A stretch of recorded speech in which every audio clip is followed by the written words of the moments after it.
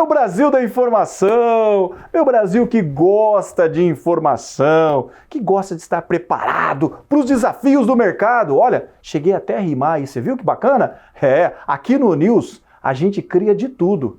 A gente só não cria as informações que aconteceram e a agenda para a semana do que vai acontecer. Sabe por quê? Porque nós temos um grande compromisso em levar a informação de qualidade para você, para que você esteja preparado para tomar as melhores decisões aí com o seu dinheiro, com as suas finanças, seja no mercado financeiro tradicional, seja no mercado de investimentos e seja no mercado de ativos virtuais. Isso é muito importante que você esteja bem informado e preparado. Por isso, venha buscar informação porque está começando o ONews, o seu boletim semanal que jamais te deixa na mão com as informações. Sobe a vinheta, meu diretor!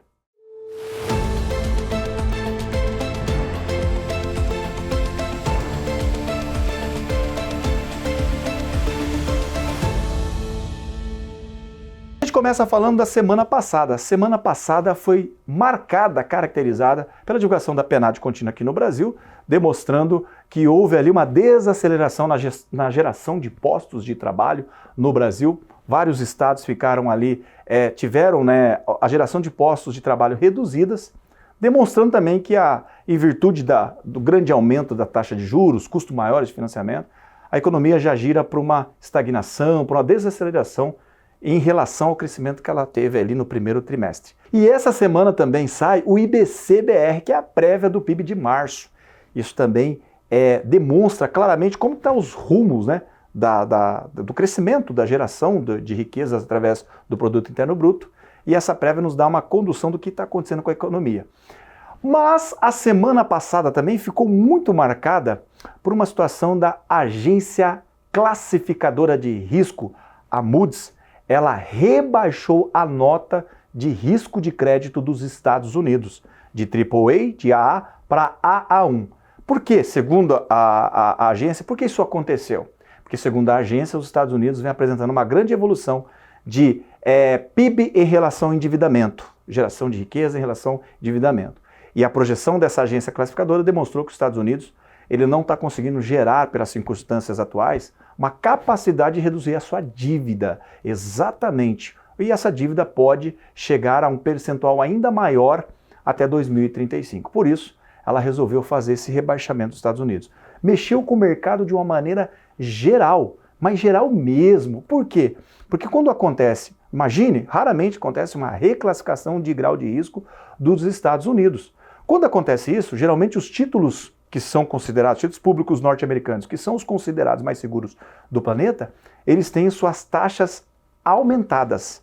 E isso acontece o quê? Aumenta-se o custo, e isso pode gerar ainda mais problema para os Estados Unidos em termos de gastos, em termos de pagar mais para captar recursos. O governo norte-americano, ele pega o governo norte-americano, como todos os governos, emitem títulos para quê?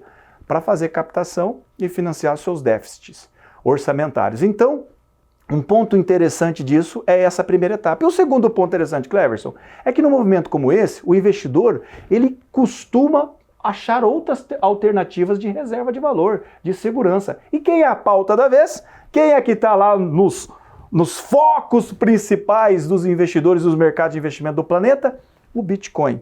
Por quê? Porque nesse momento, onde os títulos do governo norte-americano, os mais seguros, estão ali, são considerados nesse momento com uma reclassificação de risco menor, e também o dólar perdendo força em relação às outras economias, cresce dois caminhos, né? O ouro ou o Bitcoin, e a bola da vez é o Bitcoin.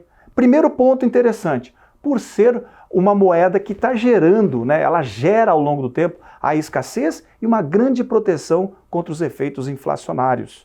Outro ponto interessante também é que o Bitcoin hoje ele tem uma metodologia transacional descentralizada. Então, o investidor passou a olhar com maior carinho, não só no Brasil, mas no mundo, para o ativo virtual chamado Bitcoin. E isso é algo que é muito interessante nesse movimento, porque ele passa a ser destaque agora também por outros investidores como reserva de valor. Lembrando que o Bitcoin já é reserva de valor em alguns países e também alguns investidores profissionais, como as instituições financeiras, compram Bitcoin para quê? Com o foco principal de ter ali uma reserva de valor que possa corrigir o seu recurso em relação aos efeitos depreciativos de uma inflação. Essa é uma informação importante. Essa semana, Cleverson, o que tem de bom na semana? A semana tem relatório Focus. Atenção ao relatório Focus, porque o relatório Focus é aquele que traz as projeções do PIB, da inflação, do dólar e, olho no juros, taxa de juros futura, porque isso mexe com as perspectivas de aonde a nossa taxa Selic, nas próximas reuniões do Comitê de Política Monetária, poderá chegar. Portanto, acompanhe o relatório Focus, que sai na segunda-feira.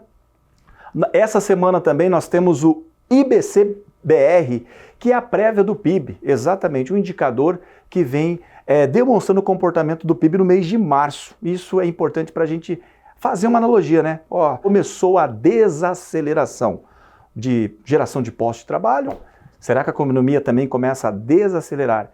Em virtude do custo maior do dinheiro, da taxa de juros aumentando, preocupação em pegar recursos para investir, possíveis inadimplências, tudo isso deixa preocupado e começa a economia não apresentar o produto interno bruto, PIB, melhor dizendo, não apresentar os indicadores, né, outrora satisfatórios. Começa a reduzir o crescimento, que é um processo natural. Mais informações importantes.